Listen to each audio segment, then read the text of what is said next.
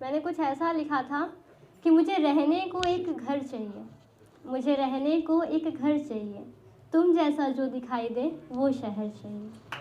Thank you. मैं अपना परिचय अक्सर कुछ ऐसे देती हूँ कि कोई दुर्लभ चीज़ नहीं हूँ मैं, कोई दुर्लभ चीज़ नहीं हूँ मैं, ना ही बहुत ख़ास हूँ। कोई दुर्लभ चीज़ नहीं हूँ मैं, ना ही बहुत ख़ास हूँ। बस जो आपके आपके और आपके भी मन में कहीं दबी सी है ना, मैं वही एहसास हूँ। मतलब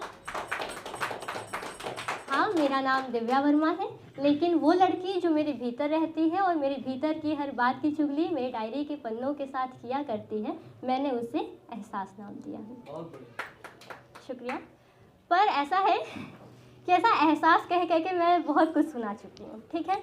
तो एक कविता है जो मैंने बहुत पहले लिखी थी, जब मैंने अपना नाम एहसास नहीं रखा था, तो वो ओरिजिनली दिव्या की कविता है। तो मैं चाहूँगी कि आज मैं वो कविता यहाँ पढ़ूँ। ये 3-4 साल पहले की कविता है। तो ऐसा है, अभी वैभव जी भी बहुत लिखने पढ़ने की बात कर रहे थे कि तुम्हारे भीतर छिपा किताब पढ़ना चाहता हूँ, कुछ ऐसी लाइनें थी।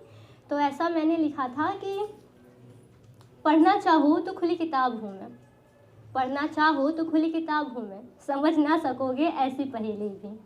पढ़ना चाहो तो खुली किताब हूँ मैं, समझ ना सको ऐसी पहेली भी।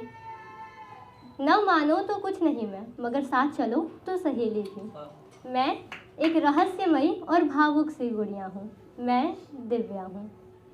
कभी फूलों की रंग सी, कभी फूलों की रंग सी, तो कभी अंधेरी एक सुरंग सी। कभी फूलों की रंग सी, कभी अंधेरी एक सुरंग सी।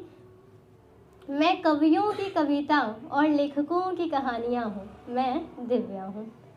मैं नए जीवन का आगाज़, मैं नए जीवन का आगाज़ और पुरानी सभ्यताओं का साज भी। मैं नए जीवन का आगाज़ और पुरानी सभ्यताओं का साज भी।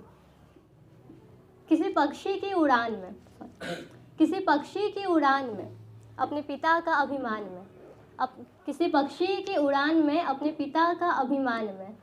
मैं नए जीवन का आगाज़ और पुरानी सभ्यताओं का साज भी। मैं अपने माँ के सिकन भरे माथे की चमकती बिंदिया हूँ, मैं दिव्या हूँ। तो अब इसके बाद मेरी एक अगली रचना जो कुछ यूँ है,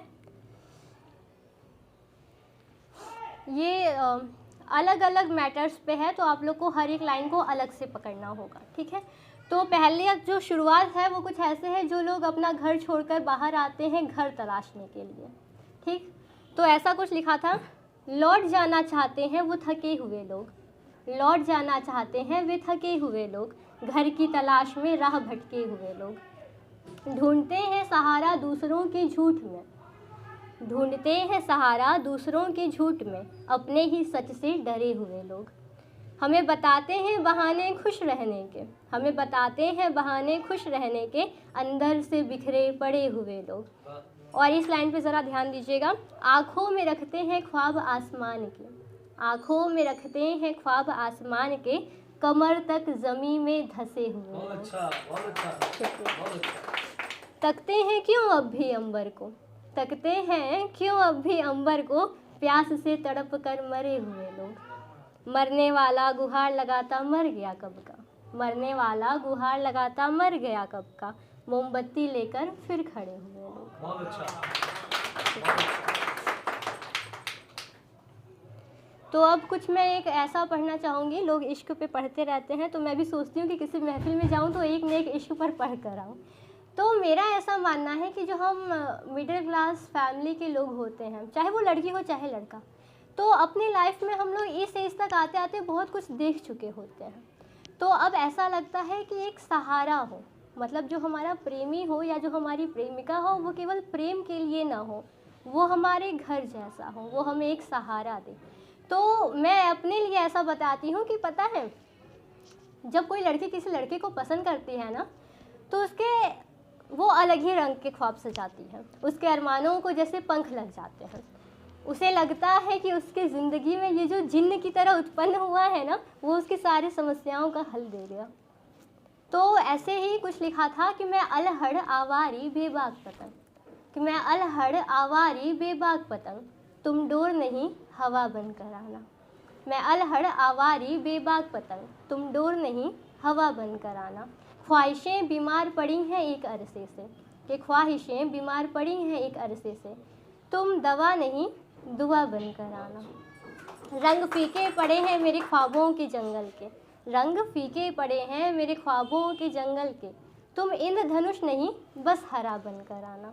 और हद लोग भूल जाते हैं हद हक जताने में, लोग भूल जाते हैं हद हक जताने में, तुम बस मेरी आँखों में हया बन कर आना। रास्ते धुंधले पड़े हैं मेरे ख्वाबों के शहर के, रास्ते धुंधले पड़े हैं मेरे ख्वाबों के शहर के, तुम मेरे लिए रास्ता नया बन कर आना। बहुत बढ़िया। और अंतिम कुछ ऐसे कि सुना तो है कि दिल से मांगी दुआ कबूल होती है, सुना तो है कि दिल से मांगी दुआ कबूल होती है, तुम बस वहाँ तक पहुँचने वाली सदा बन कर आना। तुम जब भी आना कुछ